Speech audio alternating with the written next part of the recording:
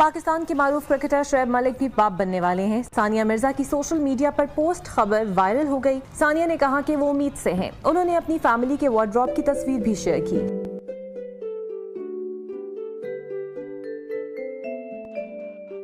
खेल के मैदान से ताल्लुक रखने वाले जोड़े शोएब मलिक और सानिया मिर्जा के बच्चे का नाम रखने का मामला, सानिया मिर्जा ने इस राज से भी पर्दा उठा दिया कि उनकी औलाद का खानदानी नाम क्या होगा।